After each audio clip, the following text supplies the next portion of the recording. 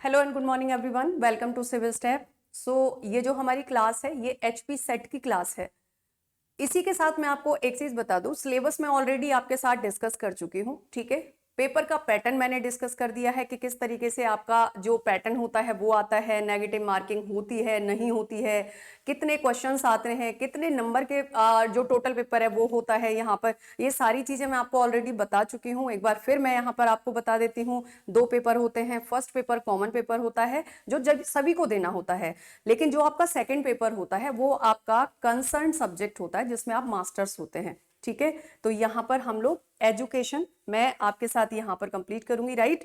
तो यहाँ पर हम लोग करेंगे जो हमारा एजुकेशन का सिलेबस, तो ऑलरेडी मैं आपके साथ डिस्कस कर ही चुकी हूँ। ये हमारी फर्स्ट क्लास है। अच्छा, इसी के साथ मैं आपको एक चीज और यहाँ पर बता रही हूँ कि जब हम कंटिन्यू अपनी क्लासेस को आगे बढ़ाएंगे तो किस तरीके से हम कवर करेंगे। देखो, मैं आपको यूनिट वाइज यहाँ पर एक तो सिलेबस डिस्कस करूंगी, ठीक है। वैसे ऑलरेडी तो मैं सारा कर ही चुकी हूँ।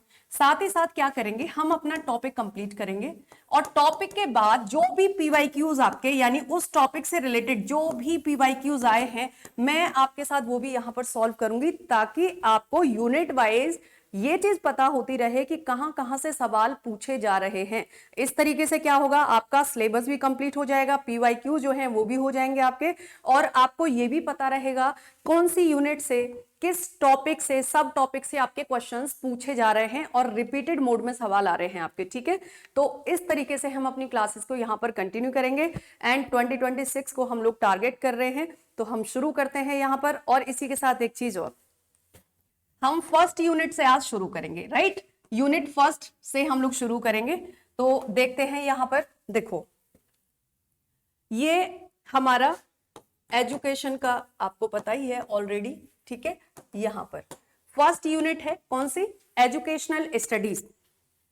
एंड इसमें जब आप देखते हो कि ये तो हो गया आपका टॉपिक, एजुकेशनल स्टडीज में अलग अलग पार्ट्स में डिवाइड किया गया है। आपके पास ऑलरेडी वो लेक्चर है, अच्छे से आप देख लीजिएगा सिलेबस को। मैं फिर एक बात बता रही हूं कि जब भी किसी एग्जाम में आप बैठ रहे होते हो और जब आप सेट की बात करते हो, तो जब आपको सेट क्वालिफाई करना है ना, तो नेट लेवल की तैयारी आपको करनी पड़ेगी, टारगेट उससे ऊपर रखना पड़ेगा, तब जाके आप वो एग्जाम क्वालिफाई कर पाते हो, ठीक है।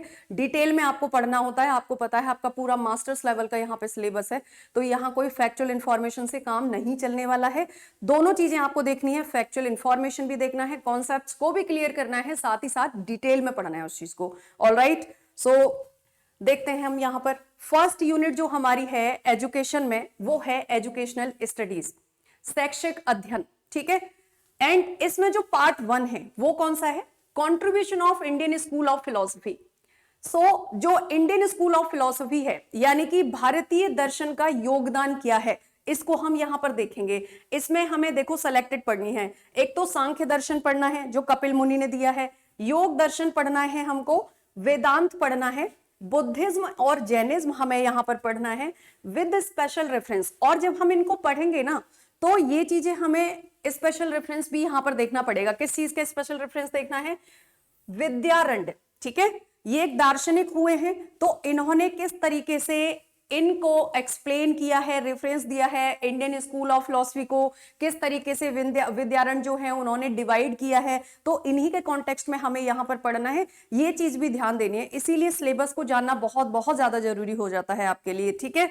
एकदम फ्री मोड में आके नहीं पढ़ना है, जब यहां पर लिखा हुआ है तो हमको इनके कॉन्टेक्स्ट में पढ़ना है। दूसरा, दयानंद दर्शन, यानी कि दयानंद सरस्वती जो हैं उन्होंने इंडियन स्कूल ऑफ फिलॉसफी के कॉन्टेक्स्ट में क्या दर्शन दिया, उन्होंने क्या टीका टिप्पणी यहां पर करी है, इसके कॉन्टेक्स्ट में भी पढ़ना है। इस्लामिक ट्रेडिशंस, ये हमें देखना है। Towards the educational AIIMS and methods of acquiring valid knowledge, तो ये हमारा यूनिट फर्स्ट का पार्ट 1 है और इसी को हम लोग यहां पर आज शुरू कर रहे हैं। और इसमें जो टॉपिक आज मैं आपको पढ़ाऊंगी, जैनिज्म। सबसे पहले हम आज का जो हमारा टॉपिक रहने वाला है वो है बुद्धिज्म, ठीक है। तो सबसे पहले हम बुद्धिज्म और जैनिज्म को कवर करेंगे, उसके बाद हम लोग फिर इन टॉपिक्स को कवर करेंगे। तो इस तरीके से प्रॉपर सिस्टमैटिक वे में हम अपने सिलेबस को यहां पर कवर करने वाले हैं, ठीक है। तो शुरू कर लेते हैं।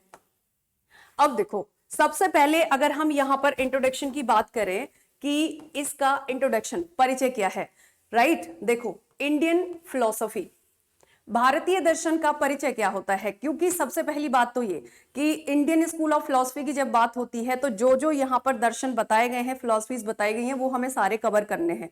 तो आज हम बुद्धिज्म को कवर करने वाले हैं, उसके बाद जैनिज्म करेंगे, देन सांख्य, योग, वेदांत, इनको हम लोग यहाँ पर करेंगे।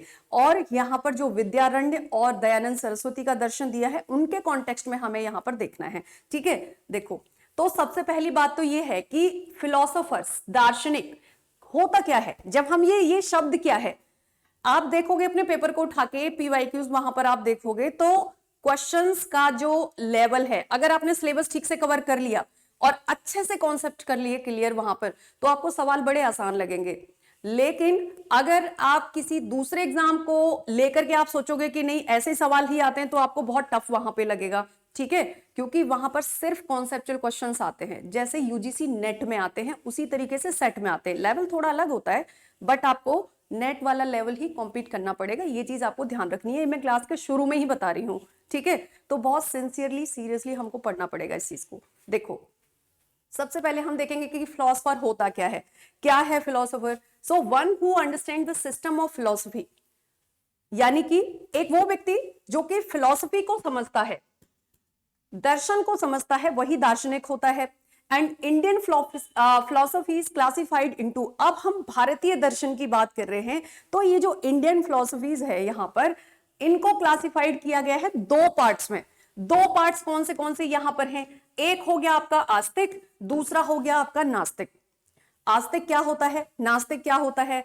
तो जो आस्तिक होता है इसको बोलते हैं ऑर्थोडॉक्स, और जो नास्तिक होता है इसको बोलते हैं हेट्रोडॉक्स। क्या होते हैं ये? सबसे पहले आप देखो आस्तिक के बारे में, तो basically accept Vedas as authority. आस्तिक वो होते हैं जो वेदों में बिलीव करते हैं। अब एक बात समझने वाली है, कई बार आप देखते हो कि जनरल डिस्कशन में लोग बोल देते हैं कि नहीं मैं तो आस्तिक नहीं हूं। नहीं, इसका जो अर्थ होता है वो कुछ और होता है जब आप अपने एग्जाम की दृष्टि से पढ़ रहे होते हैं। तो आस्तिक का मतलब होता है एक्सेप्ट वेदास एज अथॉरिटी, यानी कि जब आप वेदों में पूर्ण विश्वास करते हैं, वेदों को एक अथॉरिटी के तौर पर देखते हैं, तो आप कहेंगे कि आप आस्तिक हैं। और नास्तिक क्या होता है? रिजेक्ट वैदिक अथॉरिटी, जो वैदिक अथॉरिटी को रिजेक्ट करते हैं। अब हम आज बुद्धिज्म को पढ़ने वाले हैं। ठीक है, सो जो बुद्धिज्म है वो हमारा कहां पे आता है? क्या वो आस्तिक में आता है या वो नास्तिक में आता है?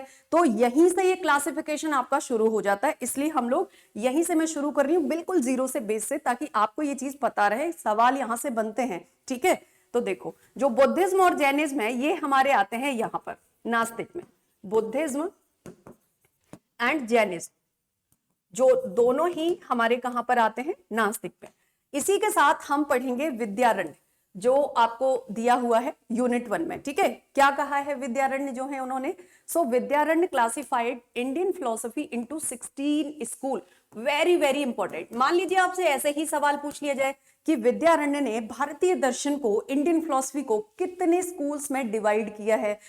ऑलमोस्ट आप एक चीज पढ़ते होगे, जब भी आप इंडियन स्कूल के बारे में पढ़ते हो तो मोस्टली आप 6 पढ़ते हो, षड दर्शन जिसको हम बोलते हैं। ठीक है, यानी कि 6 दर्शन, षड दर्शन। भारतीय फिलॉसफी को हम 6 पार्ट्स में, जहां पर हम सांख्य दर्शन, योग दर्शन, न्याय दर्शन की बात करते हैं, वेदांत की बात करते हैं, ठीक है, वैशेषिक दर्शन की बात करते हैं, वहीं पर हम बात करते हैं उत्तर मीमांसा की बात करते हैं। तो आप इनको देखते हो कि भाई 6 इंडियन स्कूल ऑफ फिलोसफीज हैं। बट हम जब एचपी सेट की तैयारी कर रहे हैं तो सिलेबस में स्पेसिफिकली मेंशन किया गया है कि आपको इंडियन स्कूल ऑफ फिलोसफी को विद्यारण्य और दयानंद के कॉन्टेक्स्ट में पढ़ना है।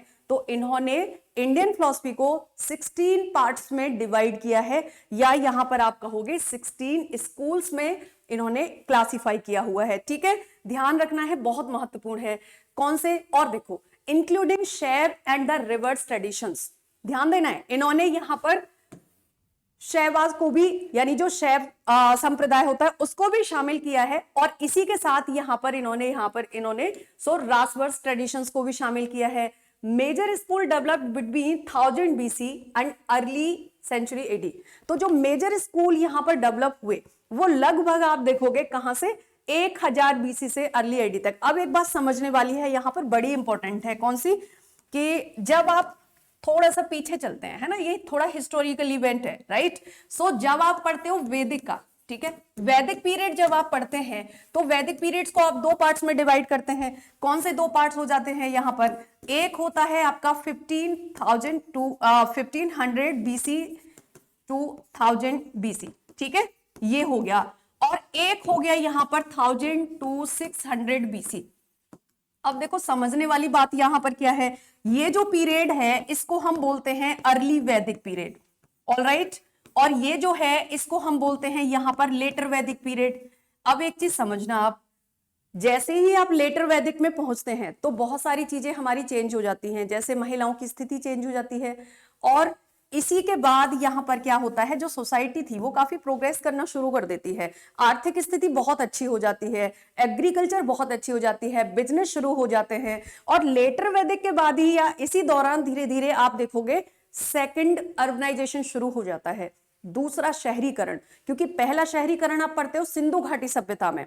अब इतनी सारी चीजें जब यहां पर हो रही थी तो क्या हो रहा था कि लोग अपना अपना अस्तित्व बनाने की कोशिश कर रहे थे, अपने अपने आप को सुप्रीम स्थिति में रखने की कोशिश कर रहे थे, ठीक है। एक तो ये सिचुएशन, बट इसके खत्म होने से ही एक चीज आना शुरू हो गई थी। वो क्या था? अब धीरे धीरे जैसे ही लेटर वैदिक में एंटर शुरू करते हैं और ये चल रहा होता है तो यहां पर आ जाती है वर्ण व्यवस्था। वर्ण व्यवस्था जो थी वो क्या करती है, वो सोसाइटी को क्लासिफाई यानी कि विभाजन कर देती है समाज का चार भागों में, जिसमें ब्राह्मण हो जाते हैं, क्षत्रिय, वैश्य, शूद्र, और उसमें भी बहुत ज्यादा भेदभाव शुरू हो जाता है। साथ ही साथ क्या होता है कि यहाँ पर इनके जो रिचुअल्स होते हैं वो बहुत ज्यादा टफ हो जाते हैं। तो समाज में ऐसी स्थिति बन जाती है कि किसी एक वर्ग को तो बहुत सुप्रीम स्थिति मिल जाती है और एक वर्ग को बिल्कुल नीचे रख दिया जाता है।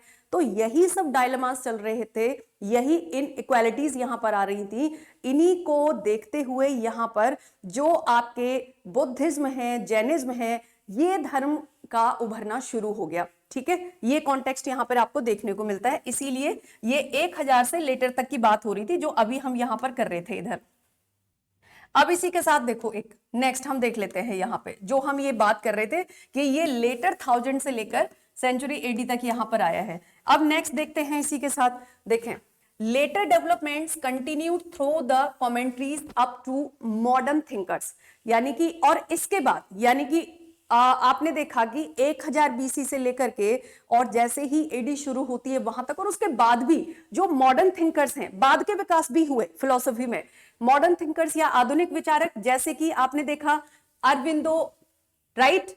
एंड इसी के साथ यहां पर आपने देखा कि स्वामी विवेकानंद भी थे इसी में, और इसी के साथ आप देखोगे यहां पर वेदांत की बात हुई और स्वामी प्रभुपाद की बात हुई, अलग अलग जिन्होंने इस्कॉन टेम्पल दिया। तो सबने दर्शन को अपने अपने हिसाब से समझा, पढ़ा, कमेंट्रीज लिखी उस पर, तो इस तरीके से ये हुआ। लेकिन ओवर द टाइम, ठीक है, क्या हुआ यहां पर, Jainism and Buddhism and Advaita Vedanta, Jainism, Buddhism और अद्वैत आपको पता है किसने दिया है, शंकराचार्य, राइट। तो यहां पर जो अद्वैत वेदांत है ये सरवाइव कर गए। आज भी आप देखो बुद्धिज्म है, भले ही उतना ज्यादा ना हो, जैनिज्म भी है, और जब वेदांत की बात होती है और अद्वैत वेदांत की बात होती है तो यहां पर चूंकि ज्ञान मार्ग की बात होती है, बहुत पढ़ना पड़ता है, ठीक है, तो इसके लिए ये भी सरवाइव करता है। अदर्स लाइक आजीवक डिक्लाइंड और वर असिमिलेटेड, बट जो आजीवक संप्रदाय था और बाकी जो थे वो धीरे धीरे क्या हुआ, डिक्लाइन होना शुरू हो गए। तो इस तरीके से जो भारतीय दर्शन है ये यहां पर उभरे। एंड इसी के साथ हम आगे नेक्स्ट देखेंगे। तो देखो ये सारी चीजें आपको याद रखनी पड़ेंगी कि क्या मॉडर्न थिंकर्स का भी फिलॉसफी में कुछ यहां पर योगदान रहा है, या जो फिलॉसफी हम शुरू से पढ़ रहे हैं कि जो आपके विद्यारण्य है उन्होंने जो क्लासिफाई किया है उसके बाद किस तरीके से इसका डेवलपमेंट हुआ है। एंड आगे देखें, अब जो विद्यारण्य है उन्होंने यहां पर क्या किया है, इनके बारे में जानते हैं। known as kingmaker, patron son and high priest to the Harihara प्रथम and Bukka Raya and the founder of Vijayanagara empire. आपको पता ही है, जब हिस्ट्री में आपने पढ़ा होगा कि जो विजयनगर एम्पायर था, विजयनगर साम्राज्य दक्षिण भारत में, ठीक है, तो ये विजयनगर साम्राज्य की स्थापना किसने करी थी, हरिहर बुक्का। और बेसिकली ये जो विद्यारण्य है इनको किंग मेकर कहा जाता है, हायर प्रीस्ट टू, क्योंकि इन्होंने इनको प्रीच उपदेश दिए थे। And he was the 12th Jagat Guru of Sringeri Sharda Peeth from 1380 to 1386 आपको पता है कि शंकराचार्य जी ने क्या किया, भारत में 4 मठों की स्थापना करी है, भारत के अलग अलग 4 कॉर्नर पर, ठीक है। एक आपको दिखेगा उत्तराखंड में, एक आपको दिखेगा गुजरात में, और इसी के साथ एक आप देखते हो पुरी में, ओडिशा में। तो एक आप यहां पर पुरी में देखते हो और दूसरा आप कहां पे देखते हो, श्रृंगेरी।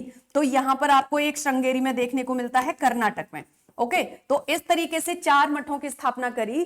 जो यहां पर विद्यारण्य है, ये 12वें जगत गुरु रहे हैं श्रृंगेरी शारदा मठ के। ये चीज आपको याद रखनी है, सवाल इनसे रिलेटेड ये पूछा जा सकता है कि क्या इनका संबंध किससे है। तो अब आपको एक बात समझ में आ गई होगी, इनका संबंध अद्वैत वेदांत से है, अद्वैत वेदांत से है, क्योंकि अद्वैत की स्थापना करी थी शंकराचार्य जी ने, जिन्होंने भारत में 4 मठों की स्थापना करी थी। जब हम वेदांत को पढ़ते हैं तो वहां पर अलग अलग फिलॉसफीज को पढ़ते हैं, बट यहां पर अद्वैत वेदांत के बारे में ज्यादा बात हो रही है, क्योंकि विद्यारण्य जी की बात हो रही है, ठीक है। तो इस चीज पर ध्यान देना है। यहां से सवाल पूछे जा सकते हैं कि ये किस परंपरा को फॉलो करते थे, इन्होंने इंडियन फिलॉसफी को कितने स्कूल्स में क्लासिफाई किया है, कौन से ऐसे यहां पर शासक हुए हैं जिनको इन्होंने उपदेश दिए थे। और जब विजयनगर साम्राज्य की स्थापना हुई थी ना, इसी समय पर आपको पता है दिल्ली सल्तनत में कौन रूल कर रहा था, मोहम्मद बिन तुगलक। तो इस तरीके के क्वेश्चंस भी आपसे रिलेट करके पूछे जा सकते हैं। तो ब्रेन स्टॉर्मिंग प्रॉपर करनी है जब आपको यहां पर सिलेबस कंप्लीट कर रहे हो या क्लास में हो आप लोग, ठीक है। इसी के साथ आगे जानेंगे हम नेचर ऑफ फिलॉसफी। क्या होता है फिलॉसफी का नेचर, यानी प्रकृति क्या है दर्शन की, ये भी यहां पर देखते हैं कि दर्शन जो होता है, इसकी दर्शन की प्रकृति क्या होती है। तो देखो 2-3 चीजें यहां पर समझनी पड़ेंगी। जैसे आपको बताया कि दार्शनिक क्या होता है, ठीक है, ऐसे ही इसकी प्रकृति क्या होती है। तो 3-4 चीजें समझने वाली हैं। एक तो होता है कॉस्मोलॉजी। क्या होता है कॉस्मोलॉजी, ब्रह्मांड विज्ञान जिसे बोलते हैं, ठीक है। कॉस्मोलॉजी क्या है, नेचर ऑफ वर्ड्स, जो आप शब्द बोल रहे हैं उनकी प्रकृति कैसी है, ये आता है कॉस्मोलॉजी में। याद रखना है, क्वेश्चन बन सकता है, डायरेक्ट क्वेश्चन यहां से बन सकता है, ठीक है।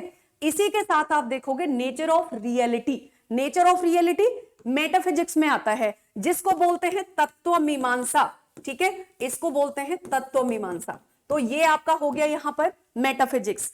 नेचर ऑफ रियलिटी क्या होता है, बेसिकली यहां पर बताया जाता है relationship between mind and being, यानी कि आपका जो मन है, माइंड के बीच में और मैटर के बीच में कैसा संबंध है, क्या संबंध है, ये बताया जाता है आपका तत्व मीमांसा में, जहां पर हम नेचर ऑफ रियलिटी की बात करते हैं, एग्जिस्टेंस की बात करते हैं, अस्तित्व की बात करते हैं।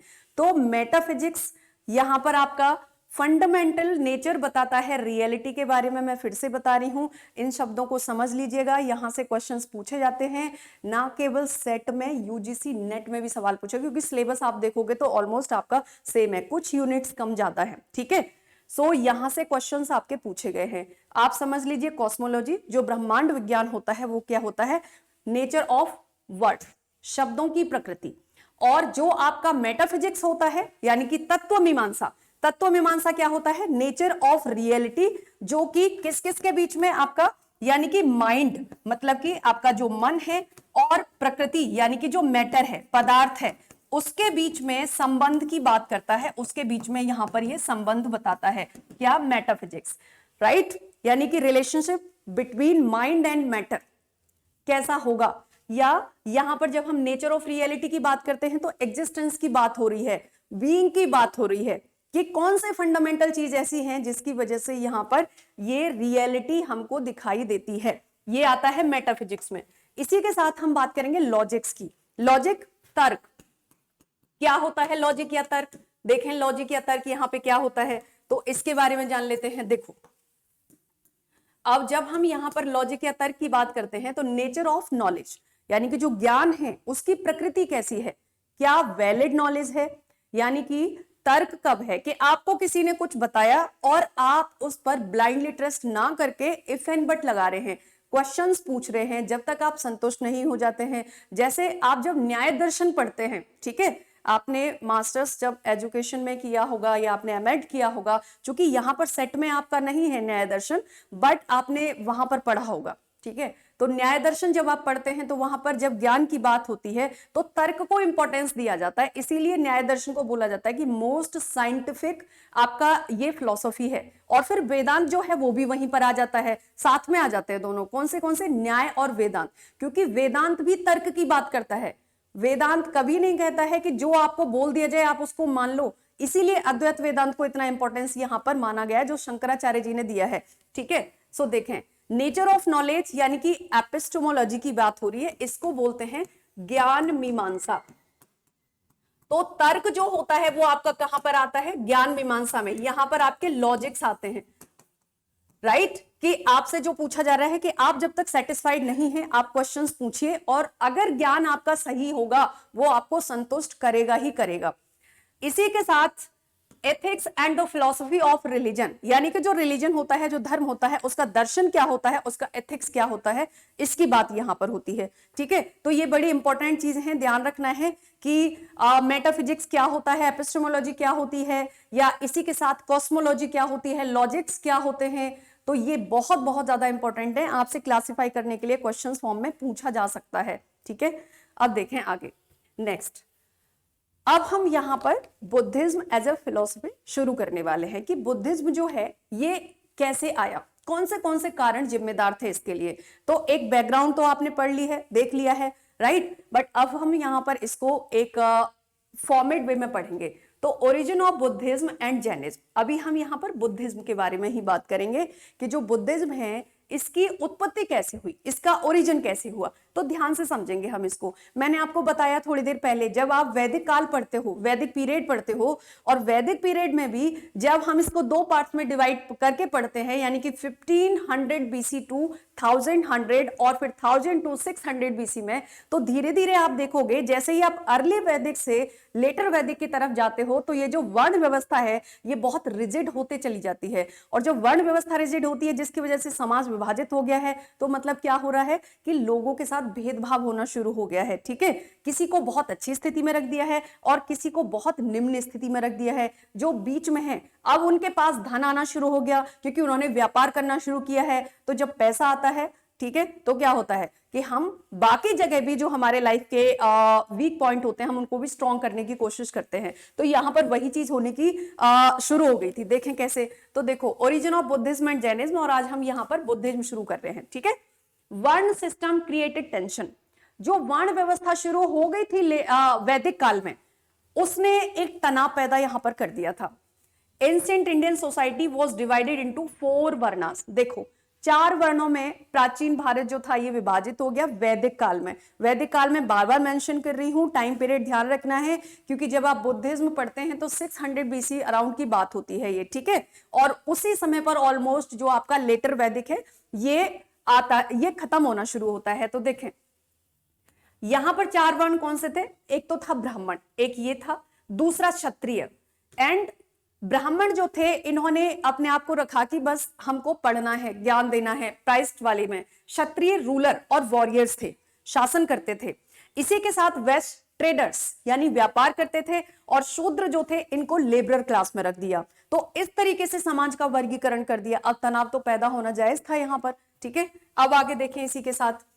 ये आपका सिस्टम है। जब आप यहां पर 4 वर्णास की बात करते हैं तो ये आपके 4 वर्ण हैं, ब्राह्मण, यहां पर आप देखो, ठीक है। तो ये हो गया आपका ब्राह्मण, और उसके बाद क्षत्रिय, फिर आपका वैश्य यहां पे, और सबसे निम्न स्थिति में जो रखा यहां पर रखा शूद्रों को। तो इस तरीके से समाज का विभाजन यहां पर वैदिक काल में ही हो गया था, बेसिकली वैदिक पीरियड में ही हो गया था। अब इसी के साथ आप देखोगे दिस बिकम रिजिड, राइट। ये जो सिस्टम था ये बहुत ज्यादा रिजिड बन गया, and based on birth this system became rigid and based on birth not ability, मतलब जन्म के आधार पर हो गया। जब जन्म के आधार पर होगा तो अब आप इससे बाहर नहीं आ सकते हो, ये योग्यता के आधार पर नहीं था। And it created social inequality and the dissatisfaction, और इसकी वजह से क्या हुआ कि समाज में असमानता पैदा होना शुरू हो गई और डिससैटिस्फैक्शन होना यहां पर शुरू हो गए थे। तो एक चीज यहां पर ये हुई तो ऑब्वियस सी बात है टेंशन यहां से आना शुरू हो गई, तो कुछ ना कुछ अल्टरनेटिव्स तो निकलने ही थे, ठीक है। तो इसी के साथ आगे देखते हैं हम इसको नेक्स्ट यहाँ पे। एंड सेकंड जो कारण था, सेकंड जो कॉज था इसका, वो क्या था? सेकंड कॉज आप देखो, डोमिनेंस ऑफ ब्राह्मण्स। एक तो था कि चलो समाज में विभाजन हो गया, 4 वर्णों में विभाजित, अब आपने ये भी देखा कि ब्राह्मण्स का डोमिनेंस हो गया, उन्होंने अपने आप को बिल्कुल सुपीरियर स्थिति में रख लिया और यहां पर क्या करा, प्रभुत्व जमाना शुरू कर दिया। साथ ही साथ जो ज्ञान की बात थी, पढ़ने की बात थी, जो नॉलेज की बात थी, वो यहां पर उन्होंने अपने लिए रिजर्व कर ली। ये एक सिचुएशन यहां पर जो थी बहुत ज्यादा तनाव का कारण बनी, राइट। अब इसी के साथ आप देखो, ब्राह्मण्स हैड स्पेशल प्रिविलेज। किस चीज के स्पेशल प्रिविलेज थे? परफॉर्म रिचुअल्स, यानी कि कोई भी अगर धार्मिक अनुष्ठान होता था तो उन्हीं को रिचुअल करने होते थे। And sacrifices, claimed religious authority, और इसी के साथ उन्होंने क्या करा कि रिलीजियस अथॉरिटी क्लेम कर दिया, धार्मिक अथॉरिटी क्लेम कर दिया, ठीक है। तो ये सब कैसे हो रहा था? बेस्ड ऑन बर्थ, ध्यान देना है इस बात पर, बेस्ड ऑन बर्थ हो गया था यहां पर। इसी कई बार तो आजकल भी देखने को ये चीजें मिल जाती हैं, राइट। अब आप देखो यहां पर रिलीजन बिकेम कॉम्प्लेक्स। अब इन सब चीजों की वजह से जो धर्म था वो तो कॉम्प्लेक्स बन गया, कि जब किसी रिलीजन में लोगों को ही आपस में बांट दिया जाए, उन्हीं को ऊंचा नीचा करके दिखाया जाएगा, तो ऑब्वियस सी बात है कि लोग उसके बारे में बात करना शुरू करेंगे, क्रिटिसाइज करना शुरू करेंगे। तो यहां पर जो रिलीजन था ये कॉम्प्लेक्स बन गया and full of rituals and sacrifice. और इसी के साथ ये जो रिलीजन था कैसा हो गया? फुल ऑफ रिचुअल्स, कर्मकांड बहुत ज्यादा आने शुरू हो गए यहाँ पे, और यहाँ पर बलि दी जाने लगी थी, सैक्रिफाइस, ठीक है। इसी के साथ common people find it expressive and difficult to follow. जो आम इंसान था वो इसको फॉलो करने में उसको परेशानियां होना शुरू हो गई, फॉलो नहीं कर पाता था, ठीक है। क्योंकि कर्मकांड भी तो पूरे करने के लिए बहुत सारी चीजें आपके पास होनी चाहिए, लेकिन ऑलरेडी जब हर चीज का विभाजन हो गया था तो ऑब्वियस सी बात है चीजों तक, रिसोर्सेस तक जो पहुंच थी, राइट, वो भी लिमिटेड हो गई थी यहां पर वर्ण के अकॉर्डिंग। तो आम इंसान तो इसको फॉलो ही नहीं कर पा रहा था। इसकी वजह से यहां पर फिर नेक्स्ट कारण हमारा क्या बना? रिएक्शन ऑफ क्षत्रिय। अब जो क्षत्रिय थे, जो वॉरियर थे, जो शासन कर रहे थे, उनका एक रिएक्शन आना शुरू हो गया। हम रक्षा कर रहे हैं, उसके बाद भी सुप्रीम स्थिति नहीं मिल रही है यहां पर, तो इनका एक रिएक्शन आया। क्या आया रिएक्शन में? क्षत्रिय जो कि रूलिंग क्लास था, अपोज्ड ब्राह्मणिकल, इन्होंने क्या करा, जो ब्राह्मण वर्ण था उसका विरोध करना शुरू कर दिया। और ऐसा क्यों किया? दे डिड नॉट एक्सेप्ट ब्राह्मण सुपीरियोरिटी, बिकॉज ये नहीं चाहते थे कि इनकी जो सुपीरियोरिटी है उसको ये एक्सेप्ट करना, ठीक है। इस कारण से विरोध हुआ। They opposed ritualism and the caste by birth, और इसी के साथ इन्होंने ये जो कास्ट बाय बर्थ वाली बात हो गई थी, इसका भी यहां पर इन्होंने विरोध करना शुरू कर दिया। जब कोई एक विरोध करता है तो और भी लोगों में हिम्मत आना शुरू हो जाती है, ठीक है। इसके साथ ये चीजें हुई। तो ध्यान रखना है यहां पर ये फैक्टर्स आपसे पूछे जाते हैं कि बुद्धिज्म की उत्पत्ति क्यों हुई। बुद्धिज्म केवल वहां से नहीं आया कि जब गौतम बुद्ध का जन्म हुआ वो गए तपस्या करने, नहीं, वो तो गए, लेकिन ये हुआ क्यों ऐसे, ठीक है। तो ये भी तो पता होना चाहिए ना। तो ये सारी चीजें बहुत इंपॉर्टेंट है हमारी यहाँ पे। अगेन फिर मैं कह रही हूं कि हमको बिल्कुल ऐसे पढ़ना है कि आपके कॉन्सेप्ट क्लियर होते चले, कि आप आराम से बैठे हो सोच रहे हो कि हाँ बुद्धिज्म के बारे में, तो आपको पता होना चाहिए कि कहां से शुरू हुआ, क्यों शुरू हुआ, कब शुरू हुआ, कैसे शुरू हुआ, और फिर कहां तक ये गया और आज किस स्थिति में है। कई बार ऐसे भी सवाल पूछ ले जाते हैं कि अभी प्रेजेंट कॉन्टेक्स्ट में इसका क्या रिलेवेंस है, वर्तमान में ये किस तरीके से प्रासंगिकता है इसकी, या कैसे प्रासंगिक है। तो उन चीजों का भी ध्यान देना है। And they started the protest against the Brahmanical dominance, और इन्होंने प्रोटेस्ट करना शुरू कर दिया। फिर हमारा अगला कारण क्या आया? Role of Vysya and Shudras. अब जो शूद्र और वैश्य थे इनका क्या रिएक्शन हुआ यहाँ पर, इनका क्या रोल था जब क्षत्रियों ने विरोध किया तो ब्राह्मणवादी परंपरा का। So their reactions and their reactions are not clearly known. इनके बहुत ज्यादा रिएक्शंस नहीं जाने गए हैं, ठीक है, क्लियरली नहीं पता चले हैं, but they were likely unhappy due to the lower status. लेकिन ये खुश तो नहीं होंगे ना, आप किसी को मतलब बिल्कुल ऐसे दबा के रखोगे, ठीक है, तो खुश तो नहीं होंगे। बट इनके रोल के बारे में ज्यादा पता नहीं चला, इनका रिएक्शन क्या था उसके बारे में बहुत ज्यादा चीजें पता नहीं चलती हैं। एंड इसी के साथ आप आगे देखें यहां पर फिर क्या होता है? राइज ऑफ न्यू बिगिनिंग, यहां पर न्यू रिलीजन। तो जो नए धर्म हैं वो आना शुरू हो जाते हैं। अब एक चीज पता चल गई, अगर आपसे निष्कर्ष पूछा जाए तो डिससेटिस्फैक्शन, वो डिससेटिस्फैक्शन यहां पर सेल्फ रिस्पेक्ट का है। अगर जो कास्टिज्म है, जातिवाद है, जो वर्णवाद था, वो अब एबिलिटी बेस्ड ना हो करके बाय बर्थ हो गया था, बर्थ बेस्ड हो गया था। तो ये एक यहां पर प्रॉब्लमेटिक हो गया था।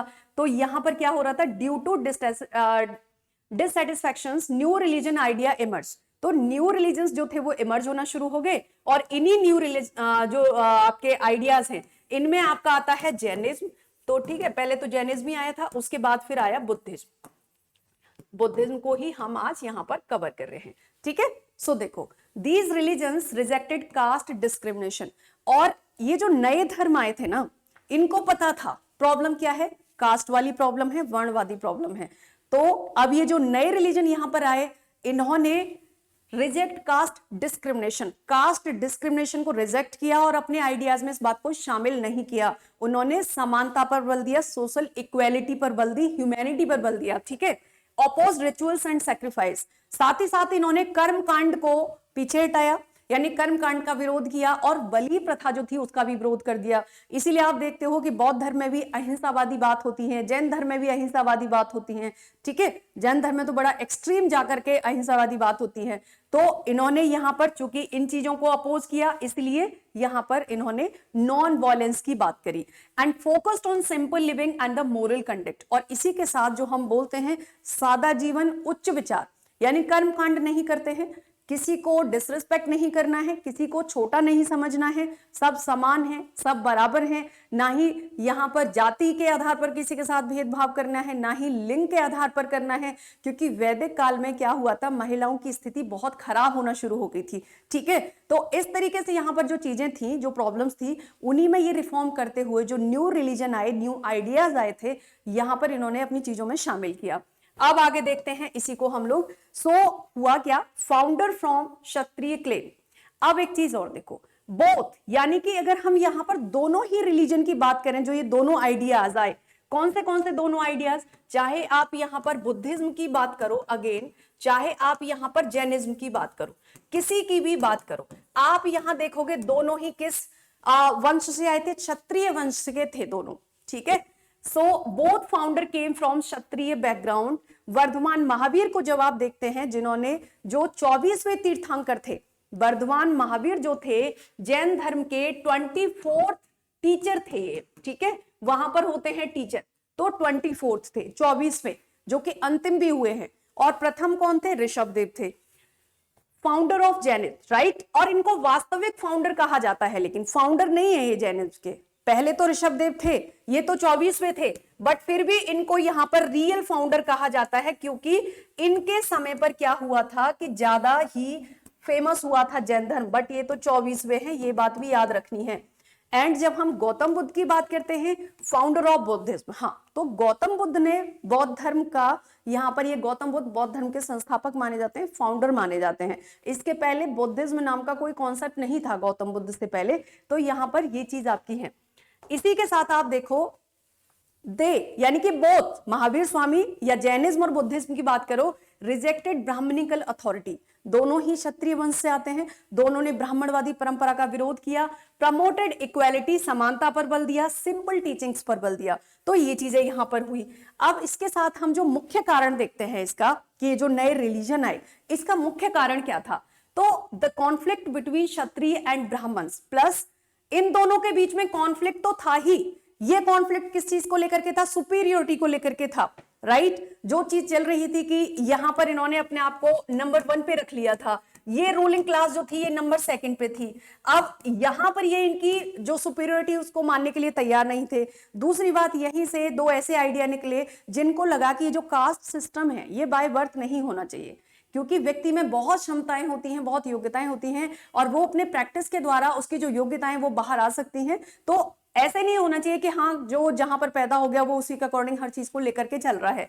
तो रिजिड कास्ट सिस्टम जो था मेन एक कॉज बन गया इनके बीच में, एंड कॉम्प्लेक्स रिचुअल्स, यानी कि बहुत ज्यादा जो कॉम्प्लेक्स रिलीजियस रिचुअल्स थे वो भी बन गया, lead to the rise of Buddhism and Jainism. और इनकी वजह से जो बुद्धिज्म और जैनिज्म है इसको उभरने में बढ़ावा मिला था। ठीक है, तो ये आप यहां पर ध्यान रखना है, हर एक चीज को बहुत ही अच्छे तरीके से समझना है।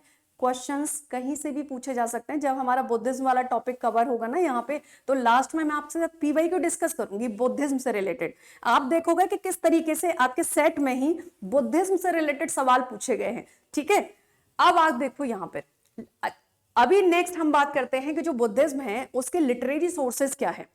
क्योंकि आज का जो हमारा टॉपिक है वो बुद्धिज्म है, तो बैकग्राउंड पढ़ रहे हैं इसलिए बार बार हम जैनिज्म की भी बात कर रहे हैं यहाँ पे। बट अभी हम साहित्यिक स्रोत देखेंगे कि कौन से ऐसे लिटरेरी सोर्स हैं जिनके बारे में या जिनसे हमको बुद्धिज्म के बारे में सटीक जानकारी मिलती है, बिल्कुल वैलिड नॉलेज मिलती है।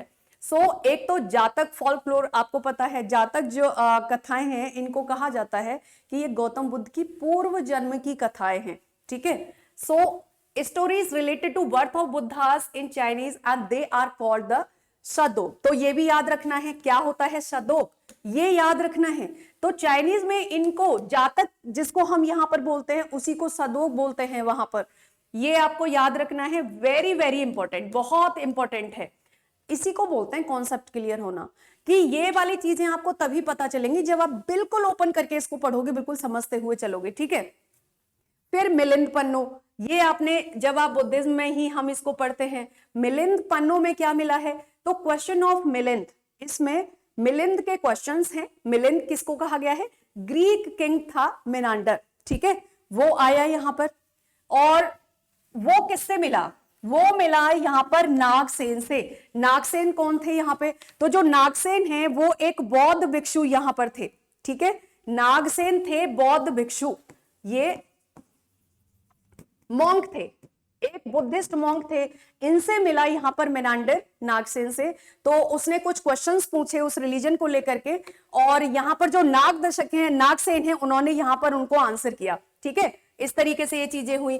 लिटरेरी सोर्स है तो यहां से हमको जानकारी मिलती है। अब इसी के साथ हमें और भी यहां से जानकारी मिलती है, और वो क्या है, वो है आपका साइलोन क्रॉनिकल्स, यानी कि यहां पर जो साइलोन इतिहास है उसको देख लेते हैं। तो महावंश बाय द, महावंश जो है ये लिखा है महावना ने। जब आप पढ़ते हो ना महावंश दीपवंश, तो जो महावंश है ये महावना ने लिखा है, और जो दीपवंश है ये आपका किसने लिखा है, अटकथा, ठीक है, वतंग मानी के द्वारा यहां पर ये लिखा गया है दीपवंश। और अटकथा जो है ये किसके द्वारा लिखा गया है, वतगमानी के द्वारा। और ये आपका यहां पर सिंगलियन इतिहास है, सिंगली इतिहास है, तो ध्यान देना है इसके बारे में भी, ये सिंगली इतिहास है, मतलब श्रीलंकन इतिहास यहां पर है, दीपवंश महावंश इसके बारे में। और ये ध्यान दीजिए कि किसने कौन सा लिखा है, बहुत बहुत इंपॉर्टेंट है।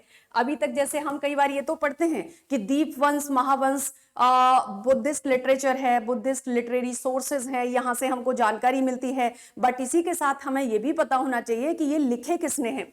एंड फिर हम पढ़ेंगे तिब्बतन क्रॉनिकल्स के बारे में। तो जो तिब्बतन इतिहास है, क्योंकि आपको पता ही है बुद्ध धर्म का प्रचार प्रसार केवल भारत में नहीं हुआ है, भारत से बाहर भी हुआ है। तो तिब्बतन इतिहास में यहां पर आप देखो दिव्य वंदन, यानी कि काल चक्र, तो ये भी एक हमारा यहां पर लिटरेरी सोर्स माना जाता है, किसका, बुद्धिज्म से रिलेटेड। इनके बारे में भी ध्यान देना है। अच्छा देखो यहां पर ये आपसे पूछा जा सकता है कि ये कहां का है, तो ध्यान देना है ये तिब्बतन ऐतिहासिक स्रोत हैं, उसके बारे में जानकारी मिलती है बुद्धिज्म के बारे में। इसी के साथ जो त्रिपिटक है, आगे हम पढ़ेंगे इनको डिटेल में क्या है त्रिपिटक, कहां से ये कॉन्सेप्ट आया। तो बुद्धिज्म में जो त्रिपिटक है, यानी कि 3 बास्केट इनको बोला जाता है, 3 बास्केट्स ऑफ बुद्धिस्ट स्क्रिप्चर्स, जिसमें एक आपका है सुत्त पिटक, एक है विनय पिटक और एक है अभिधम्म पिटक। और ये जो सुत्त पिटक, विनय पिटक, अभिधम्म पिटक हैं, जब बुद्धिस्ट काउंसिल हुई थी तभी ये कंपाइलेशन इनका हुआ, बने, ठीक है। तो चूंकि अब ये हमारे लिए लिटरेरी सोर्स का काम कर रहे हैं त्रिपिटक, तो हम जानते हैं त्रिपिटक से हमें क्या मिल रहा है। जो सुत्त पिटक है related to Buddhas and companion, तो यहां पर बुद्ध के बारे में और उनके जो साथी थे उनके बारे में पता चलता है। इसी के साथ जो विनय पिटक है ये क्या बताता है, मोनेस्टिक रिचुअल्स, यानी कि जब आप मॉन्क होते हो या आप जब मोनेस्ट्री में रहते हो तो कौन से रिचुअल्स जो होते हैं वो आपको फॉलो करने होते हैं, ये आपको विनय पिटक से पता चलता है। फिर आता है अभिधम्म पिटक। अभिधम्म पिटक में क्या है, doctrine and philosophy of Buddhism. इसमें बताया गया है कि बुद्धिज्म जो है या बौद्ध दर्शन जो है, इसका डॉक्ट्रिन क्या है, इसका सिद्धांत क्या है, इसका प्रिंसिपल क्या है। तो ये डिटेल में ध्यान रखना है। अभी इनको और डिटेल में हम आगे पढ़ेंगे, but as a literary sources of Buddhism Sutta Pitaka, Vinaya Pitaka और अभिधम्म पिटक से हमको क्या क्या जानकारी मिलती है ये आपको यहां पर पता होना चाहिए। अगेन फिर मैं बोलूंगी कि वेरी वेरी इंपॉर्टेंट, बहुत बहुत महत्वपूर्ण यहां पर ये है। इसी के साथ अब एक चीज देखो यहां पर, तो ये लिटरेरी सोर्सेज हमारे हो गए। अब आप देखो role of agriculture in rise of new religion. ये जो नए रिलीजन उभर रहे थे इस समय पर, इनके उभरने में यहां पर एग्रीकल्चर का क्या योगदान रहा। आपको याद होगा जब मैं आपको वैदिक पीरियड के बारे में बता रही थी तो उसी समय पर मैंने आपको यह भी बोला था कि आर्थिक स्थिति अब धीरे धीरे यहाँ पर मजबूत होती जा रही थी, क्योंकि आपको पता है आयरन टूल्स का इस्तेमाल होना शुरू हो गया था। और लेटर वैदिक पीरियड में तो सेटलमेंट शुरू हो गया अच्छा खासा, सेकेंड अर्बनाइजेशन आ गया था, यानी कि फर्स्ट अर्बनाइजेशन आपका था कहां पर, इंडस वैली सिविलाइजेशन में। उसके बाद चीजें हुई, फिर अर्ली वैदिक टू जब लेटर वैदिक जाते हैं तो वहां पर सेकंड अर्बनाइजेशन आपको देखने को मिलता है। और जब महाजनपद में पढ़ते हो आप हिस्ट्री में, महाजनपद काल, तो आपको पता है बिल्कुल वहां पर जो मगध था वो एकदम से मोस्ट पावरफुल एंड फ्लरिश्ड महाजनपद था। ठीक है, क्यों? एग्रीकल्चर की वजह से। और क्योंकि ये कहां पर आता है, अगर आप इसको इस तरीके से देखते हैं तो ये आपका पेनिनसुलर इंडिया और ये आपका नॉर्दर्न प्लेन में आता है। ठीक है, अब आप देखो यहां पर role of agriculture in rise of new religion. तो हम देखेंगे ये जो नए रिलीजन आए इनमें क्या खेती बाड़ी का कोई योगदान रहा है, अगर रहा है तो कैसे और क्या रहा है। फर्स्ट कंट्रीब्यूशन जो रहा है वो है शिफ्ट टू एग्रीकल्चर इकोनॉमी। तो एग्रीकल्चरल इकोनॉमी की तरफ यहां पर शिफ्ट हो गए। See new religion rose mainly due to of growth of agriculture in the north eastern India. उत्तर पूर्वी भारत में क्या हुआ, खेती का विकास होना शुरू हो गया था।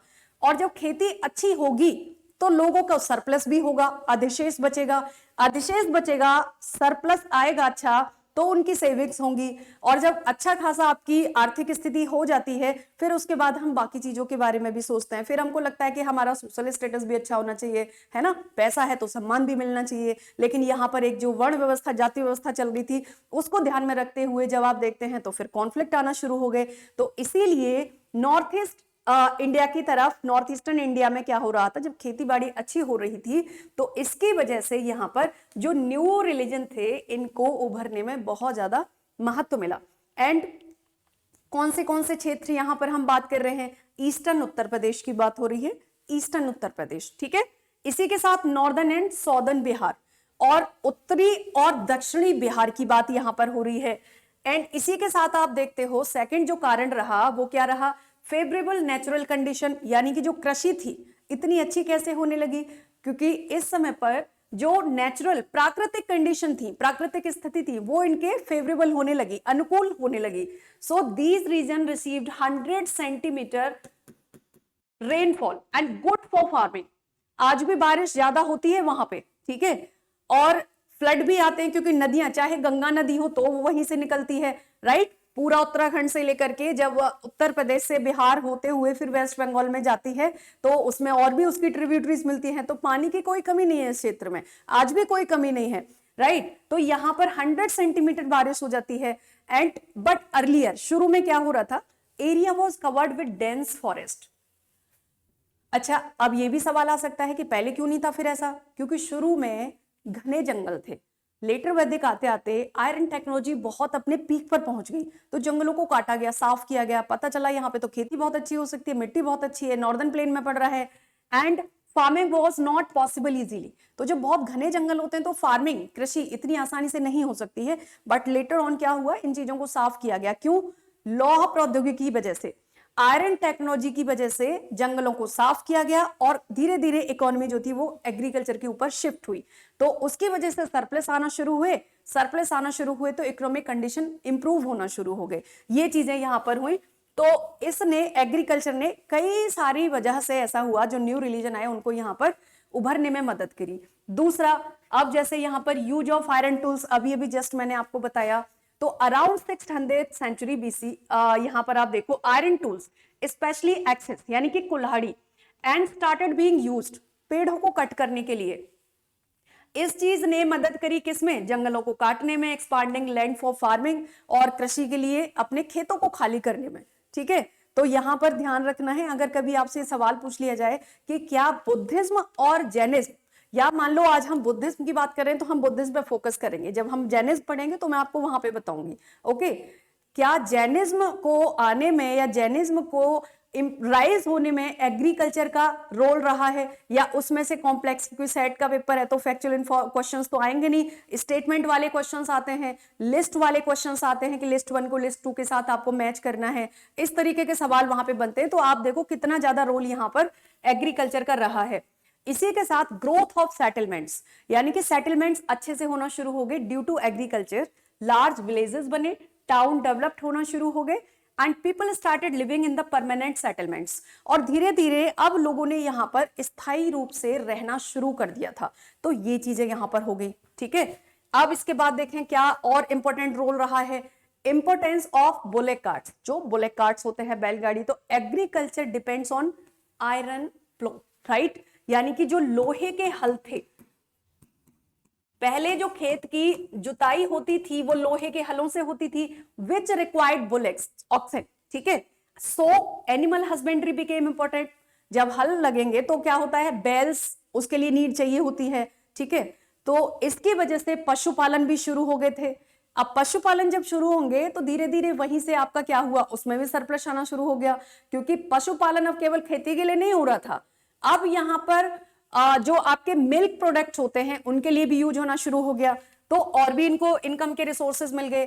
साथ ही साथ प्रॉब्लम्स विद वैदिक प्रैक्टिसेस, ये भी एक प्रॉब्लम यहां पर चल रही थी, क्योंकि अब जो हम बात कर रहे हैं ना, ये लगभग 6ठी शताब्दी ईसा पूर्व की बात कर रहे हैं, बेसिकली 600 BC की ही बात कर रहे हैं, जब लेटर वैदिक की, राइट। एंड देखो, इन वैदिक religion cattle were killed and sacrifice, basically यहां पर पशु बलि दी जाती थी।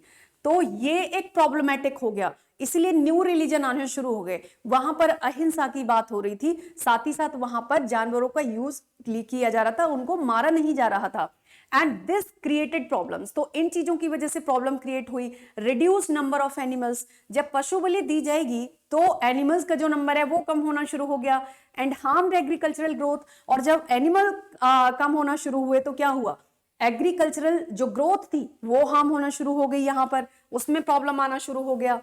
And need to protect animal, तो ऑब्वियस सी बात है, जब उनकी संख्या कम हो रही थी तो उनको बचाने की जरूरत थी। तो ऐसे धर्म आए जिन्होंने अहिंसा पर बल दिया कि मारना नहीं है किसी को, ठीक है। अब यहां देखो, for successful agriculture cattle needed to be protected. अगर खेती बाड़ी अच्छे से करनी है तो हमें क्या करना होगा, कैटल को बचाना होगा। जैसे आजकल की हम बात करें, राइट, पॉपुलेशन लगातार बढ़ रही है, फॉरेस्ट उतना तेजी से नहीं बढ़ रहे हैं क्योंकि बहुत ज्यादा लेवल पे डिफॉरेस्टेशन हो चुका है। तो यहां पर अगर एनवायरनमेंट को ठीक रखना है, ठीक है, तो क्या करना पड़ेगा, पेड़ लगाने पड़ेंगे ज्यादा से ज्यादा। तो अब वही उधर ही जा रहे हैं, ऐसे ही यहां पर भी हुआ है। So people started opposing animal sacrifice, इसीलिए लोगों ने यहां पर पशु बलि का विरोध करना शुरू कर दिया, वायलेंस अगेंस्ट एनिमल, ये वाली चीज आपको यहां पर देखने को मिली। एंड फिर न्यू रिलीजन जो थे इनका उभरना तय था, क्योंकि वहीं से ये नए धर्म आए। प्रॉब्लम्स आप देखो उस समय के समाज में क्या क्या प्रॉब्लम चल रही थी, अगर आप ध्यान से देखोगे तो जो उस समय पर वैदिक काल में प्रॉब्लम्स चल रहे थे, जिस बात से लोग परेशान थे, जब नए रिलीजन आए, न्यू रिलीजन यहां पर आए, तो उन प्रॉब्लम्स को ही एलिमिनेट किया गया, उन प्रॉब्लम्स को शामिल नहीं किया गया, बल्कि उनका सोल्यूशन निकाला गया और उनके ऑपोजिट आइडियाज को यहां पर इंट्रोड्यूस किया गया था, ठीक है। So Buddhism and Jainism supported ahimsa, non violence and no animal sacrifice, इस चीज को यहां पर सपोर्ट किया गया। And these ideas matched need of farmers and society. अब ध्यान से समझो, ये दोनों ही आइडिया, जहां अहिंसावादी की बात है, ये समाज की भी यहां पर नीड्स को पूरी कर रहे थे, और किसानों को क्या चाहिए था, जानवर, बैल, ताकि वो अपने खेती में काम कर सके। समाज में क्या चाहिए था, असमानता को खत्म करना और जो बलि हत्याएं होती हैं उनको रोकना। तो यहां पर ये दोनों चीजें मैच हो गई, needs. Help this religion gain popularity, और इन सब चीजों की वजह से ही उस समय पर जो बुद्धिज्म था और जैनिज्म था, बेसिकली इनको बहुत ही ज्यादा पॉपुलैरिटी मिलना यहां पे शुरू हो गई। ये एक कारण रहे, ठीक है। इसी के साथ आप आगे देखो यहां पर, तो वर्ण सिस्टम प्रॉब्लम था। अगर हम इनको पूरे को शॉर्ट में देखें, वर्ण व्यवस्था की वजह से यहां पर बुद्धिज्म आया।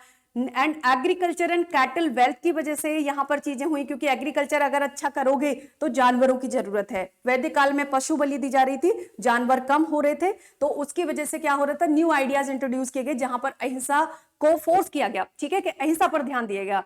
एंड कॉमर्स एंड द वैश्य, इसी के साथ व्यापार, जो एक वैश्य वर्ण था, जो तीसरे नंबर पर आता था क्लासिफिकेशन में, अब उनकी आर्थिक स्थिति जब अच्छी हो रही थी तो उन्होंने भी इस बात का विरोध करना शुरू कर दिया, और उन्होंने भी धीरे धीरे आप देखोगे कि जैनिज्म और बुद्धिज्म को प्रमोट करना शुरू कर दिया।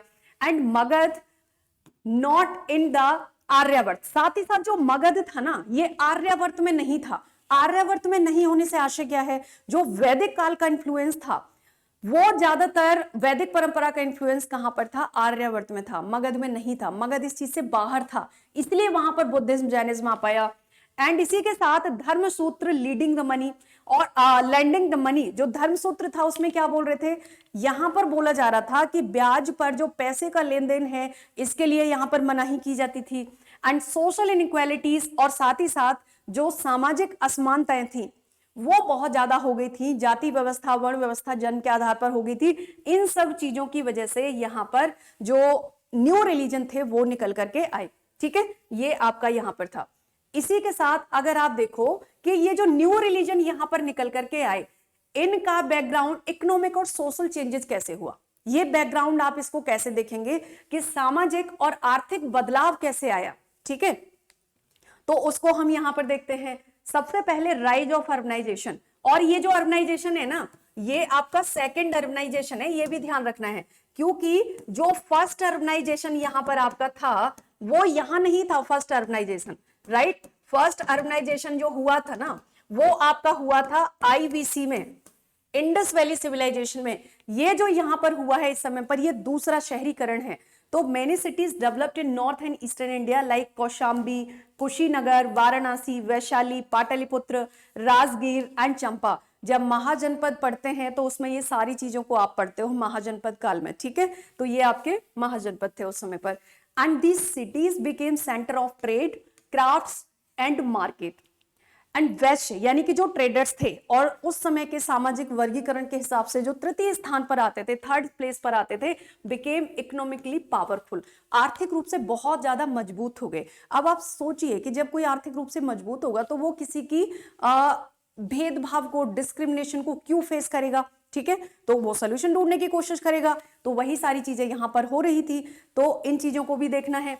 एंड इसी के साथ आप देखो use of coins, punch mark यानी पंच मार्क सिक्के आना शुरू हो गए थे। बहुत इंपॉर्टेंट है, ध्यान देना है इस पे कि पंच मार्क सिक्के जो थे इनका क्या रोल था न्यू आइडियाज में या न्यू रिलीजन के आने में? तो first coin appeared around 5th century BC, known as punch mark coin.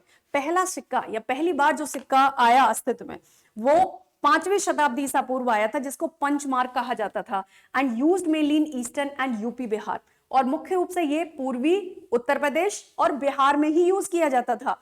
Magadh ये महाजनपद काल की बात हो रही है अगर इस समय पर आप देखोगे तो, क्योंकि लेटर वैदिक के बाद जब आप जाते हो ना तो महाजनपद काल ही शुरू हो जाता है, और उसी समय पर आपका लेटर वैदिक से ही बुद्धिज्म, जैनिज्म ये भी शुरू हो जाते हैं यहाँ पे। अब देखो यहाँ नेक्स्ट, इनका प्रभाव क्या हुआ? मेड ट्रेड इजियर, इनकी वजह से जो व्यवसाय था, जो व्यापार था वो और आसान हो गया। Increased wealth accumulation, improved importance of वैश्य, तो इससे जो वैश्य थे उनका महत्व बढ़ गया। And why Vysya supported Buddhism, तो वैश्यों ने बुद्धिज्म को क्यों सपोर्ट करना शुरू करा? अभी अभी जस्ट हमने बात करी, क्योंकि आर्थिक रूप से मजबूत हो गए थे और थर्ड प्लेस पर आ रहे थे, तो उनके साथ भी ज्यादा भेदभाव हो रहा होगा। And desired for higher social status, जब पैसा आ गया है तो उनको सामाजिक रूप से भी अपनी स्थिति अच्छी चाहिए थी, इसलिए उन्होंने बुद्धिज्म को सपोर्ट किया। क्योंकि बुद्धिज्म जो है यहाँ पर ये बात करता था किसकी? इक्वेलिटी की, समानता की बात यहाँ पर ये कर रहे थे, इसलिए उन्होंने यहाँ पर सपोर्ट करना शुरू कर दिया। तो देखो, इन Brahminical society Vysya were not highly respected, ठीक है, and they wanted better social recognition. अब वो चाहते थे कि उनको सामाजिक रूप से एक अच्छा दर्जा मिले, तो उन्होंने, और वो कैसे आएगा? जब आप, जो व्यक्ति समानता की बात कर रहा है, जो आइडिया समानता की बात कर रहा है, या जो रिलीजन आपका इक्वालिटी की बात कर रहा है, ऑब्वियस सी बात है, तो आप जब उधर ही सपोर्ट करोगे तभी आपको वो चीज मिलेगी। And Buddhism offered equality and dignity, और बुद्धिज्म में ये जो नीड्स थी इनकी ये फुलफिल हो रही थी, तो इसीलिए उन्होंने बुद्धिज्म को सपोर्ट कर दिया। ठीक है, तो ध्यान देना है, अगर सवाल आता है कि क्या बुद्धिज्म को दूसरे वर्णों ने सपोर्ट किया था या केवल शूद्रों ने सपोर्ट किया था, केवल वैश्यों ने सपोर्ट किया था, तो ब्राह्मण्स के अलावा तीनों ने सपोर्ट किया था। उनके फाउंडर जो हैं वही क्षत्रिय क्लेन से आते हैं। ठीक है, इस सारी चीजों पर आपको ध्यान देना है। इसी के साथ हम देखें रिजेक्शन ऑफ वर्ण सिस्टम। अब बुद्धिज्म में यहां पे क्या हुआ? क्योंकि बुद्धिज्म वर्ण व्यवस्था को रिजेक्ट कर रहा था, और जब जो रिलीजन वर्ण व्यवस्था को रिजेक्ट करेगा और आप उसके अंतर्गत आ रहे हो, तो ऑब्वियसली बात है क्या होगा? आपको भी फ्रीडम मिलेगा वहां से। Buddhism and Jainism did not support caste hierarchy, ठीक है, तो ये जाति व्यवस्था को सपोर्ट नहीं करते थे। Status was based on Karma, और यहां पर जो स्थिति, जो स्टेटस था, वो दर्जा था, वो कर्म के आधार पर मिलेगा, जन्म के आधार पर नहीं मिलेगा। ये बहुत समझने वाली बात यहां पर है। सो ये जो चीज थी, this attracted Vysya and who were rich but socially inferior in caste system. तो इन सब चीजों की वजह से जो वैश्य थे, जो आर्थिक रूप से तो मजबूत थे, लेकिन सामाजिक रूप में अगर देखो तो जाति की वजह से इंफीरियर स्टेटस में थे, तो उनको पता था बुद्धिज्म को फॉलो करेंगे, जो कि पैसा है, कर्म अच्छा कर रहे हैं, तो हमको यहाँ पर एक अच्छा दर्जा मिलेगा, डिग्निटी मिलेगी, सम्मान मिलेगा, ठीक है, इसलिए उन्होंने यहाँ पर सपोर्ट करना शुरू कर दिया था। एंड इसी के साथ सपोर्ट फॉर नॉन वायलेंस, अहिंसा को सपोर्ट किया था उन्होंने, नॉन वायलेंस को सपोर्ट किया। Buddhism promoted peace and non violence, बौद्ध धर्म में शांति को, पीस को, अहिंसा को सपोर्ट किया गया। एंड बेनिफिट्स फॉर वैश्य, और इस चीज से वैश्य को बेनिफिट हुआ कैसे? लेस वॉर बिटवीन किंगडम, जब किंगडम्स के बीच में कम वॉर होंगे तो इस तरीके से क्या होगा, ध्यान से समझने वाली बात है यहां पर। देखो, इसी को ब्रेन स्टॉर्मिंग बोलते हैं, रट्टा नहीं मारना है आपको, एक एक चीज स्टेप बाय स्टेप समझ में आएगी, ठीक है। सो जब लड़ाइयां नहीं होंगी, जैसे अभी मैं अगर वर्तमान की बात करूं, ध्यान से समझो, अभी जब मैं बात करूं आपसे, तो अभी आपको पता है गल्फ कंट्रीज में क्या चल रहा है, लड़ाइयां हो रही हैं, और सब एक दूसरे के जो ऑयल वेल्स हैं उन्हीं को टारगेट कर रहे हैं, ठीक है। तो ट्रेड जो है, व्यापार, उस पर असर पड़ रहा है, दूसरे देशों पर भी असर पड़ रहा है, क्योंकि रूट सेफ नहीं है। अभी 2 दिन पहले की बात है, आपने सुना होगा कि इंडियन 3 शिप जो स्ट्रेट ऑफ हॉर्मुज है, वहां से उनको आने की परमिशन मिल गई। इवन हमारे ही देश में यहां पर पेट्रोल महंगा हो रहा है, एलपीजी को लेकर के डिबेट्स हो रहे हैं, डिस्कशंस हो रहे हैं, राइट, कि कहां से आएगा ये ऑयल, जो है एनर्जी सेक्टर काफी ज्यादा प्रभावित हो रहा है दुनिया में। तो आप समझ रहे हो, अगर लड़ाइयां होती हैं, युद्ध होते हैं, तो वो किसी देश के लिए अच्छी बात नहीं होती है। जहां हो रहा है वहां तो नुकसान है ही, लेकिन जो दूसरे देश हैं, क्योंकि अभी हम जिस टाइम में है, जिस एरा में है, वो ग्लोबलाइजेशन का एरा है, ठीक है, वैश्वीकरण का एरा है, सबके एक दूसरे से बायलेटरल रिलेशंस हैं, एक दूसरे को इंपोर्ट एक्सपोर्ट किया जाता है, तो इसकी वजह से सभी प्रभावित हो रहे हैं, ठीक है। तो ऐसे ही यहां पर जो वैश्य थे, अगर अहिंसा पर बल दिया जाएगा तो लड़ाइयां नहीं होंगी और इनको फायदा होगा। कैसे? जब लड़ाई नहीं होंगी तो जो ट्रेड रूट्स हैं वो सुरक्षित रहेंगे, व्यापार अच्छे से कर सकते हैं, और इनका जो व्यापार होगा उसमें वृद्धि होगी, तो इनके लिए तो ये अच्छी बात हो गई, इसलिए भी सपोर्ट करना था। नेक्स्ट क्या हुआ पॉइंट यहां पे? ऑपोजिशन टू ब्राह्मणिकल रिस्ट्रिक्शंस, जो ब्राह्मणिकल रिस्ट्रिक्शंस थे उन पर विरोध लगाया, उनका भी विरोध किया। क्या थे रिस्ट्रिक्शंस? जैसे Dharmasutra discouraged money lending on interest. जो धर्मसूत्र है उनमें क्या बताया गया है? उनमें बताया गया है कि ब्याज पर धन उधार देना मना है। बट आप एक चीज सोच के देखो कि अगर आपको जरूरत है, आप किसी से पैसे ले रहे हो, कोई आपको हेल्प कर रहा है, ठीक है, भले वो इंटरेस्ट ले रहा है या आप अपनी मर्जी से दे रहे हो, लेकिन आपका उस समय पर तो काम हुआ ही है। लेकिन यहां पर अगर ये सारी चीजें होंगी तो मतलब फिर तो कोई अपना काम ही नहीं कर पाएगा, राइट, क्योंकि एक दूसरे की हेल्प से ही चीजें होती है। जरूरी नहीं है कि सभी लोग अपनी खुद की नीड्स कंप्लीटली खुद ही पूरी कर लें हर समय। एंड बट वैश्य जो थे, दे वर ट्रेडर्स, ये तो व्यापारी थे, एंड मनी लेंडर्स थे, तो अपना पैसा उधार भी देते थे ब्याज पर। So dependent on interest, obvious सी बात है कि आप किसी, यहां पर ये क्या कर रहे थे कि उधार दे रहे थे, ब्याज लेते थे उनसे, तो इनके फायदे की चीज थी। अगर यहां पर ये इसको फॉलो करेंगे तो ये काम नहीं कर पाएंगे, तो इसलिए इन्होंने इस चीज का विरोध किया और बौद्धिज्म की तरफ इनका रुख जो था वो जाना शुरू हो गया। फिर यहां पर आप देखो बुद्धिज्म में क्या बताया जाता है इसके बारे में। Did not restrict such activities, Buddhism में इस तरीके की किसी भी एक्टिविटीज को कि आपको उधार नहीं देना है ब्याज पे, कोई प्रतिबंध नहीं है, कोई रिस्ट्रिक्शन नहीं है। एंड सपोर्टेड इकोनॉमिक फ्रीडम, और आर्थिक स्वतंत्रता को यहां पर सपोर्ट किया जाता है। बहुत ध्यान से समझने वाली बात है। अगर मान लो यहां पर ऐसे ही धर्म सूत्र से रिलेटेड ये चीज आ जाती है और बुद्धिज्म की यहां पर तुलना की जाती है, या मान लो बोला जाता है कि क्या बुद्धिज्म में ब्याज पर पैसा देने से, उधार देने से मना किया जाता है, इंटरेस्ट लैंडिंग से, तो ध्यान देना है, नहीं। बुद्धिज्म में फाइनेंशियल फ्रीडम की बात की जाती है, धर्मसूत्र वैदिक काल में मना किया जाता था। इसीलिए उस समय का जो वैश्य समाज था, ये जो वैश्य वर्ण थे, इन्होंने बुद्ध धर्म को ज्यादा यहां पर समर्थन दिया था, और इन्होंने जो वहां पर ब्राह्मणवादी परंपरा थी उसको ब्रेक करने की कोशिश करी। ये चीजें यहां पर थी। इसी के साथ role of Buddhism and Jainism, क्या रोल रहा इन चीजों में? तो देखो, रिएक्शन अगेंस्ट मटेरियलिज्म, जो मटेरियलिज्म है उसके प्रति क्या रिएक्शन था? Both religion promoted simple life, दोनों ही धर्मों में साधारण जीवन की बात कही थी। दोनों ही धर्मों में कहा गया था कि जो मटेरियलिज्म है इससे दूर रहना है, डिटैचमेंट फ्रॉम वेल्थ, एंड दोनों ने बोला कि जो धन है उससे डिटैच रहना है। ठीक है, आपको नीड है, आपकी आवश्यकताएं पूरी होने के लिए होना चाहिए, लेकिन उसमें अपनी आसक्ति नहीं रखनी है। तो ये बात यहां पर कही गई। इसी के साथ एस्थेटिक आइडियल्स, यानी कि आप यहां पर देखो जीवन कैसा जीना है, तो Monks did not touch gold और सिल्वर। जो मॉन्क होते थे बुद्धिज्म में, वो कोई सोना या चांदी को टच नहीं कर सकते थे। लिव्ड ऑन मिनिमम नीड्स, जो बिल्कुल बेसिक नीड होती हैं उन पर ही उनको रहना होता था। एंड नेक्स्ट आप देखो, दिस अपील टू, और यही अपील उन्होंने people tired of the materialism, यही this appeal to people tired of materialism, जो भी इन चीजों से कि बहुत ही ज्यादा भौतिकवादी जो दुनिया है, मटेरियलिस्टिक वर्ल्ड है, इससे जो टायर्ड हो गए थे उनको अपील किया।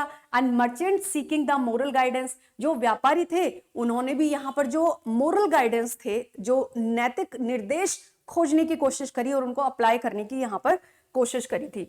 एंड इस बात का कंक्लूजन निकल करके क्या आता है कि किस तरीके से कौन से कारण रहे जिनकी वजह से बौद्ध धर्म को बढ़ावा मिला।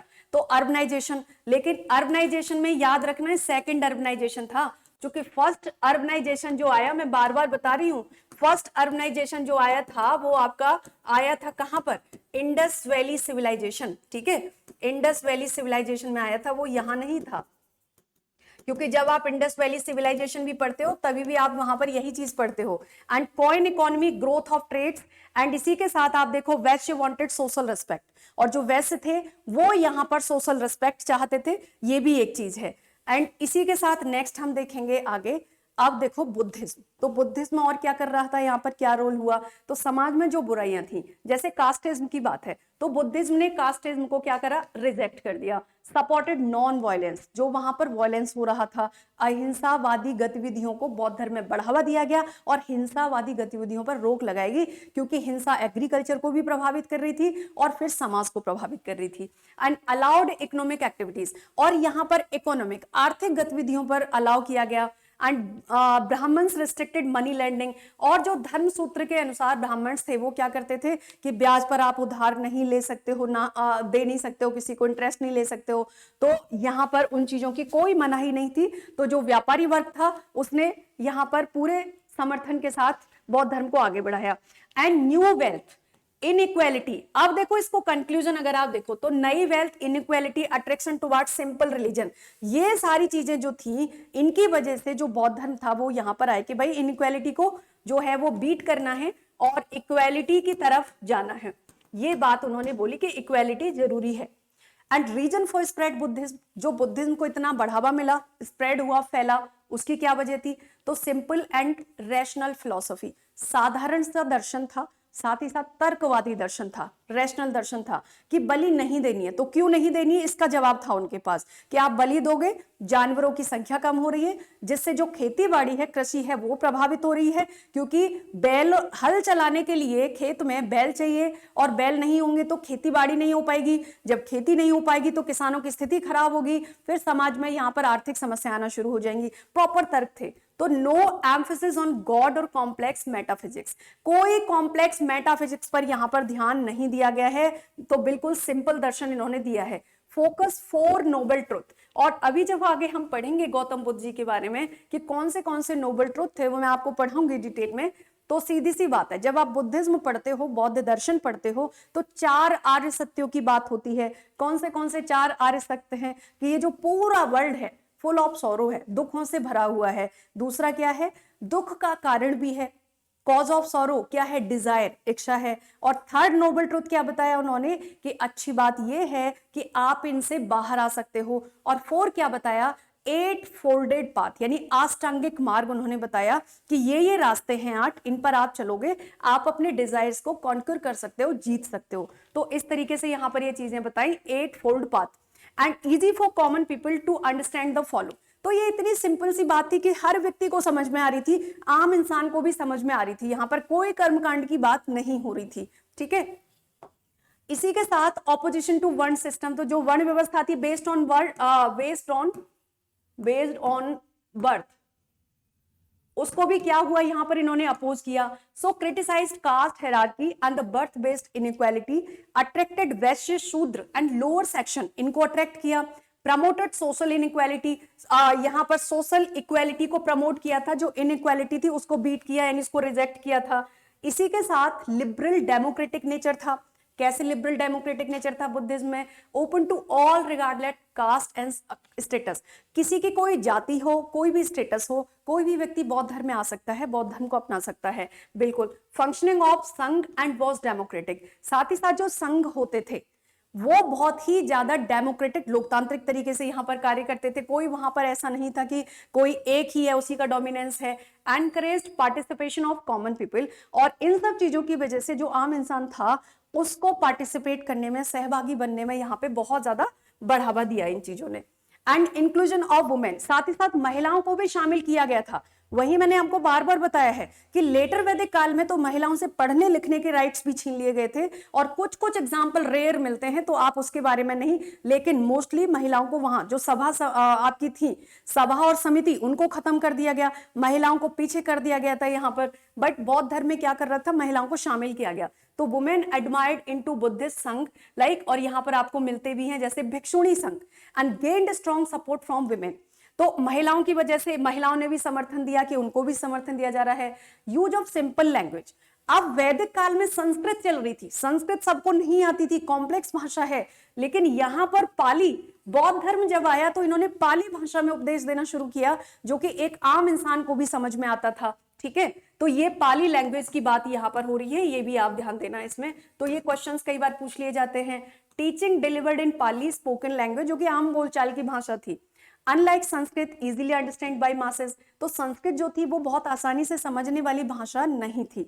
राइट. इसी के साथ जब आप नेक्स्ट यहां पर देखते हो फेवरेबल ज्योग्राफिकल एरियाज, जैसे जो मगध है, हमने थोड़ी देर पहले ही बोला था कि वो आर्यावर्त से बाहर था मगध. ठीक है, तो originate in non Vedic and Indo Gangetic region, non Vedic क्षेत्र में था, तो वैदिक चीजों का उतना प्रभाव नहीं था मगध में.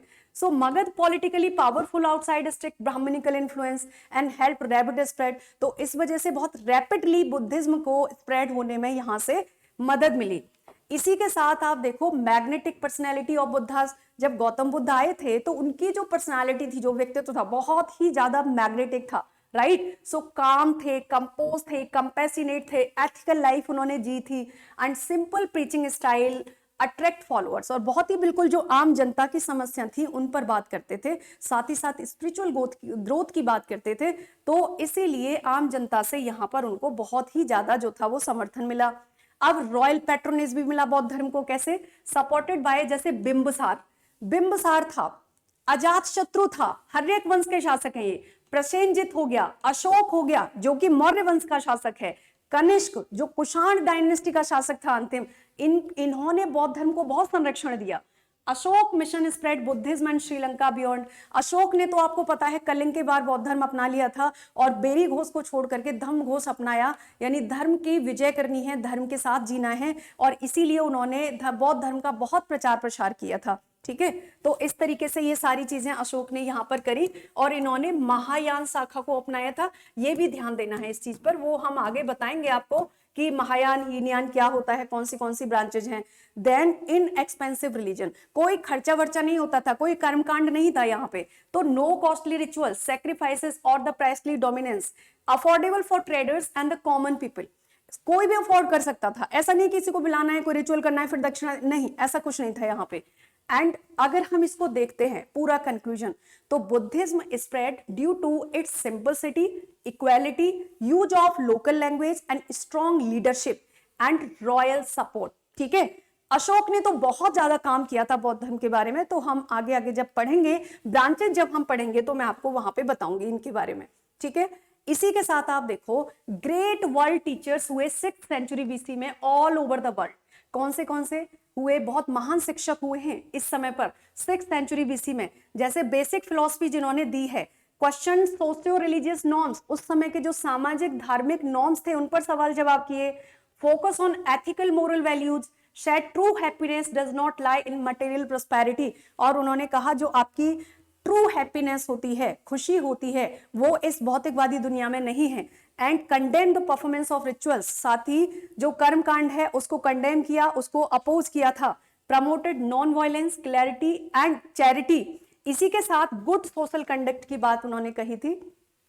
कुछ और प्रीचर्स हुए, जैसे चाइना में हुए थे कन्फ्यूशियस, राइट, जोरोस्टर हुए ईरान में, एंड ग्रीस में यहाँ पर हुए परमेंडिस, और बुद्धिज्म जैनिज्म भारत में आए तो गौतम बुद्ध यहाँ पर, यहाँ महावीर स्वामी, तो इनके बारे समय पर बहुत ही ज्यादा प्रचार प्रसार यहाँ पर हुआ है। इसके बाद जो लाइफ ऑफ बुद्धा है, मतलब इसके आगे का पार्ट यानी कि लाइफ ऑफ बुद्धा, यहां से गौतम बुद्ध के बारे में सारी चीजें, किस तरीके से उनका जन्म हुआ और कैसे कैसे उन्होंने अपना घर छोड़ा, क्या क्या चीजें हुई, क्या क्या इवेंट्स हुए लाइफ में, फिर कैसे बुद्धिज्म आगे बढ़ा, कैसे डिवाइड हुआ, ये सारी चीजें मैं आपको इस लेक्चर के पार्ट 2 में कराऊंगी।